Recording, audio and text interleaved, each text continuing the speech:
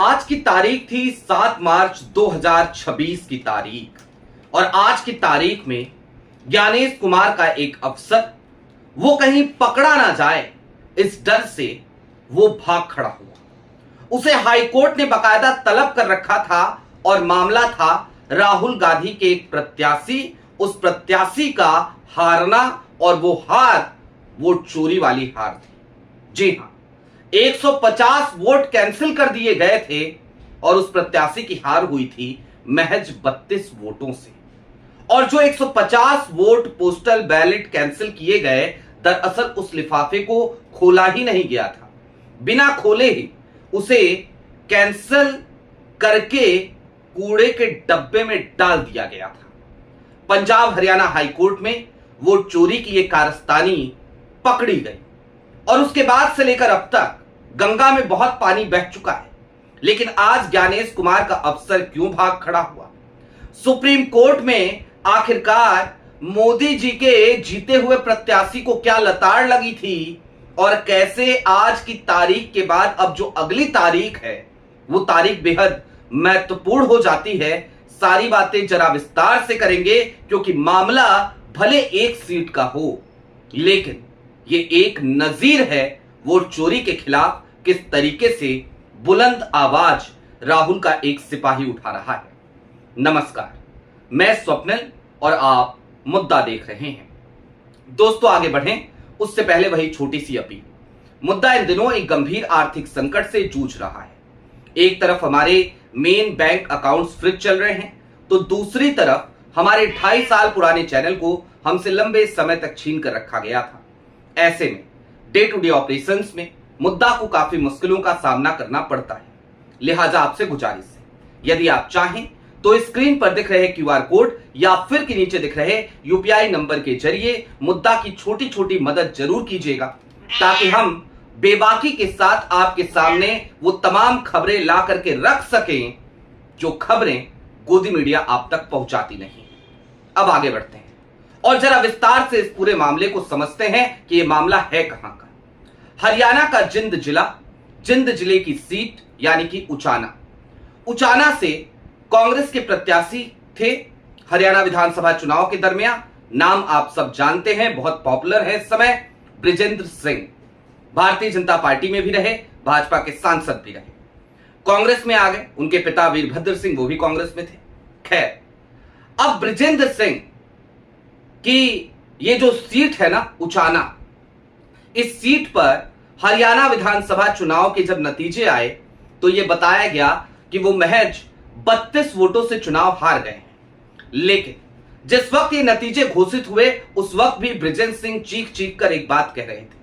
वो कह रहे थे कि 150 पोस्टल बैलेट जो कैंसिल किए गए उस लिफाफे को खोला क्यों नहीं गया।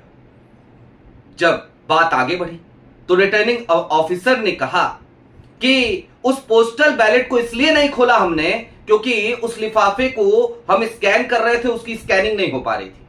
लेकिन जब ऐसा होता है तो उसकी भी एक प्रक्रिया है। लिहाजा बृजेंद्र सिंह उस जवाब से संतुष्ट नहीं नजर आए और उन्होंने पंजाब हरियाणा हाईकोर्ट में अपनी याचिका दायर कर दी। याचिका दायर हुई, याचिका स्वीकार भी हो गई। उसके बाद 10 बार देवेंद्र अत्री साहब, जो मोदी जी के प्रत्याशी थे और इस समय उचाना से विधायक भी हैं, वोट चोरी करके ही हो सकता है बने हो, वो बार बार आपत्तियां लगाते रहे। 10 बार उन्होंने आपत्ति लगाई, उनकी हर आपत्ति खारिज होती रही और बाद में पंजाब हरियाणा हाईकोर्ट ने सीधे तौर पे कहा कि अगर कुछ गड़बड़ नहीं है तो अत्री जी आप इतना डर क्यों रहे हैं, जांच हो जाने दीजिए, रिकाउंटिंग हो जाने दीजिए, दूध का दूध पानी का पानी हो जाएगा। देवेंद्र अत्री इतना सुने, सितंबर 2025 में जब पंजाब हरियाणा हाईकोर्ट का यह स्टेटमेंट आया तो इतना डर सहम गए कि वो भागे भागे सुप्रीम कोर्ट पहुंच गए। अभी फरवरी में सुप्रीम कोर्ट पहुंचे थे और सुप्रीम कोर्ट ने भी देवेंद्र अत्री की याचिका को उठाया, कूड़े के डब्बे में डाल दिया, यानी कि खारिज कर दिया। उसके बाद फिर से मामला पंजाब हरियाणा हाईकोर्ट में ही आया। मोदी जी के प्रत्याशी को सुप्रीम कोर्ट से भी झटका लगा। अब 11 फरवरी को जब पंजाब हरियाणा हाईकोर्ट ने सुनवाई करी तो उसने आज की तारीख दी थी, यानी कि 7 मार्च 2026 की तारीख। ये मैं आपको टाइमलाइन इसलिए बता रहा हूं ताकि आप पूरे मामले को इत्मीनान से समझ लें। कि गंगा में कितना पानी बहा है। आज की तारीख पर पंजाब हरियाणा हाईकोर्ट ने 11 फरवरी को यह कहा था कि जो अफसर हैं वहां के ज्ञानेश कुमार के, विवेक आर्य जिनका नाम बताया जा रहा है, उनको हाजिर होना है और उनको जरा बताना है कि पोस्टल बैलेट की गिनती उन्होंने क्यों नहीं कराई थी। वो जो 150 कैंसिल किए थे किस आधार पे किए थे। लेकिन आज जैसे ही सुनवाई शुरू हुई तो एक पिटीशन आती है और उस पिटीशन में कहा जाता है कि भाई कुछ निजी कार्यक्रम है, इस वजह से मैं आ नहीं पाऊंगा। विवेक आर्य साहब का यह बयान आया है। पंजाब हरियाणा हाईकोर्ट आज की तारीख में भी भड़कता हुआ नजर आया। उसने कहा कि बार बार जानबूझ करके इस मामले को डिले किया जा रहा है, लेकिन हाईकोर्ट इस मामले को और ज्यादा डिले नहीं करना चाहता और एक आखिरी तारीख आज पंजाब हरियाणा हाईकोर्ट ने दे दी और वो तारीख है 1 अप्रैल 2026 की तारीख, यानी कि लगभग 23 दिन बाद। और 23 दिन बाद अब जो सुनवाई होगी, उस सुनवाई में विवेक आर्य को वहां पर तलब किया गया है। उनको हर हाल में वहां आना है, ज्ञानेश कुमार के अफसर को वहां आना है और आकर के बताना है कि स्कैन नहीं हो रहा था तो लिफाफे को कैंसिल ही क्यों कर दिया 150 वोटों को। उसकी अलग प्रक्रिया थी, उस प्रक्रिया को अपना लेते। और ये क्यों इतना महत्वपूर्ण हो जाता है? क्योंकि हमने शुरुआत में ही बताया था, जीत और हार का अंतर है महज 32 वोटों का। अब कुल मिलाकर यह समझिए कि यह मामला सिर्फ और सिर्फ उचाना का भले आपको लगे, एक सीट का लगे, लेकिन ऐसा ही एक मामला है लोकसभा चुनाव का, जयपुर में चल रहा है। और ऐसे कुछ और मामले देश की अलग अलग अदालतों में चल रहे हैं। और ये जितने भी मामले चल रहे हैं ना, ये जानते हैं क्यों चल रहे हैं? क्योंकि जो प्रत्याशी थे विपक्ष के, वो लड़ाका टाइप के प्रत्याशी थे और इनमें से अधिकतर तो कांग्रेस के ही प्रत्याशी हैं, राहुल गांधी के ही प्रत्याशी हैं, राहुल गांधी की टीम के लोग हैं। बृजेंद्र सिंह तो आप सब जानते हैं, आजकल यात्रा निकाल रहे हैं और उस यात्रा से किस तरीके से गुटबाजी करते नजर आ रहे थे तमाम लोग, दूरी बना रहे थे तमाम लोग, वो भी आपके सामने है। लेकिन हां, बृजेंद्र सिंह उसके बाद भी अपने मिशन में लगे हुए हैं। एक तरफ अपनी कानूनी लड़ाई लड़ रहे हैं, दूसरी तरफ कांग्रेस को मजबूत करने के लिए पैदल पैदल सड़क पे चल रहे हैं, गांव गांव जा रहे हैं, गांव गांव की खाक छान रहे हैं और कोई लेविस स्टाइल में नहीं चल रहे हैं, कोई गाड़ियों का काफिला लेके नहीं चल रहे, पैदल पैदल चल रहे हैं। ये बड़ी बात है। खैर, अब चलते चलते ये समझिए कि 1 अप्रैल को क्या होगा। 1 अप्रैल को विवेक आर्य आएंगे, पंजाब हरियाणा हाईकोर्ट उनसे पूछेगा कि बताइए भाई ज्ञानेश जी के अधिकारी जी, आप आखिरकार आपने स्कैन नहीं हुआ तो फेंक दोगे वोट, ऐसे कैसे करोगे? उस वोट की कोई कीमत नहीं है। स्कैन नहीं हुआ तो इसका मतलब ये थोड़ी है कि कैंसिल हो गया, लिफाफा ही तो स्कैन नहीं हुआ था। उसकी एक और प्रक्रिया है, उसको दूसरे तरीके से वेरीफाई करते, फिजिकली वेरीफाई करते। तो तुमने फिजिकली वेरीफाई नहीं किया, तुमने उठा के कूड़े के डब्बे में डाल दिया और कह दिया वोट कैंसिल है।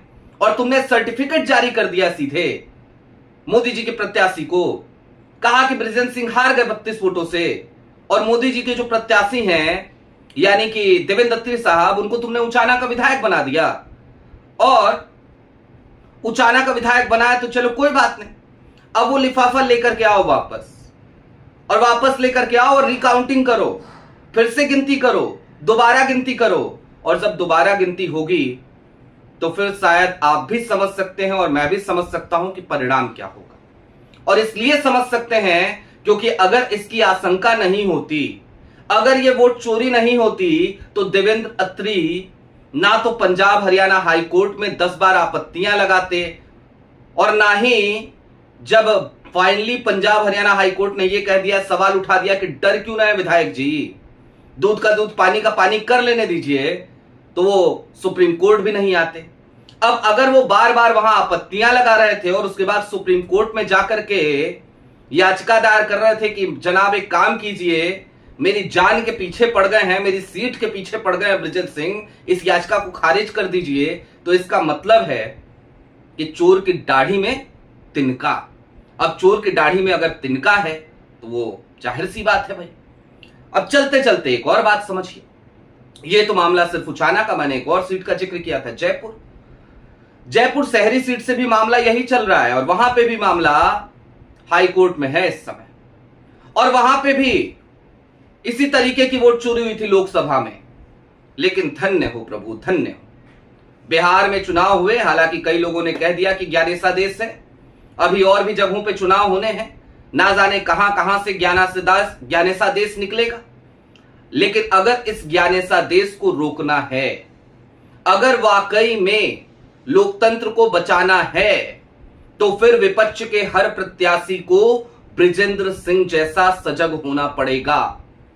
हर नेता को विपक्ष के राहुल गांधी की तरह वोट चोरी को लेकर जागरूकता फैलानी पड़ेगी, वोट चोरी के खिलाफ लड़ना पड़ेगा। महज ये कहने से काम नहीं चलेगा कि बिहार के लोगों ने वोट चोरी के मुद्दे को नकार दिया, ना, ये कहने से काम नहीं चलेगा।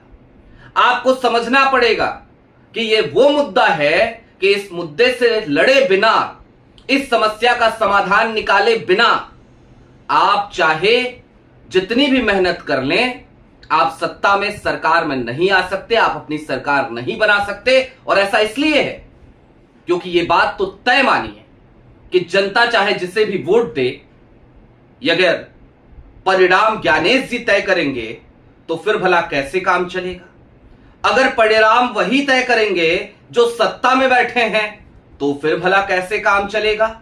और शाह साहब के लाडले हैं ज्ञानेश कुमार, तो ज्ञानेश कुमार के रहते तो आपको इस समस्या का समाधान अगर निकालना है, तो आपको राहुल की तरह या राहुल के इन तमाम सिपाहियों, इन तमाम सेनापतियों की तरह जूझना पड़ेगा, लड़ना पड़ेगा। अगर नहीं लड़ेंगे तो फिर जिस तरीके से राहुल कह रहे हैं ना, मोदी जी सरेंडर कर गए, मोदी जी कॉम्प्रोमाइज कर गए, तो फिर बाकी विपक्ष के नेता भी समझ लें कि वो भी कॉम्प्रोमाइज हो गए, वो भी सरेंडर हो गए। लड़ना पड़ेगा, जूझना पड़ेगा। और ये जूझना आपका इसलिए जरूरी है ताकि आप लोकतंत्र को बचाएं, ताकि आप अपने मतदाताओं के विश्वास को ना टूटने दें और उनके मताधिकार का आप संरक्षण कर सकें। बहरहाल 1 अप्रैल को जो कुछ भी होगा आपको जरूर बताएंगे। लेकिन हां, डर सबको लगता है, गला सबका सूखता है, ज्ञानेश जी के अफसर साहब का भी सूखा पड़ा है। और क्या कहें विधायक जी का, वो तो बहुत भाग दौड़ कर लिए, मिला कुछ नहीं, नतीजा ठाक के 3 पात। आपकी क्या राय है कमेंट बॉक्स में जरूर बताइएगा। अभी के लिए दीजिए इजाजत। चलते चलते फिर वही अपील, चैनल पे नए हो तो सब्सक्राइब करते हुए जाइएगा, सक्षम हो तो छोटी छोटी मदद मुद्दा की जरूर कीजिएगा। बहुत शुक्रिया।